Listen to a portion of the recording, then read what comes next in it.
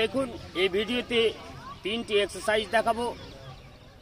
অনেকেরই কম বেশি পেটে গ্যাস হয়, পেট ফুলে যায়, পেট শক্ত হয়ে যায়। তো এই গ্যাসটাকে কিভাবে বাইরে বার করবেন তার জন্য মাত্র 3টি এক্সারসাইজ দেখাবো। এই 3টি এক্সারসাইজ কিভাবে করবেন, শুয়ে গিয়ে এই পাটাকে তুলে এইভাবে পেটের সাইডে চাপ দেবেন। যাদের হাঁটুতে ব্যথা রয়েছে তারা এইভাবে হাঁটুর নিচে পাটাকে ভরে সামনের দিকে চাপ দেবেন।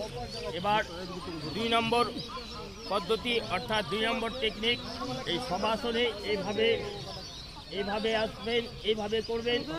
যাদের হাঁটুতে ব্যথা রয়েছে তারা এইভাবে হাঁটুর নিচে হাত দুটোকে ভরে এইভাবে সামনের দিকে পেটে চাপ দেবেন। এইভাবে 1 মিনিট করে হোল্ড করে 3টি সেট করবেন। এবার 3 নম্বর এক্সারসাইজ, এই 3 নম্বর এক্সারসাইজ কীভাবে করবেন, এর উপর ভর দিয়ে পুরো পেটটাকে এইভাবে আমার পিঠের দিকে লক্ষ্য রাখুন এবং বাটকটাকে লক্ষ্য রাখুন।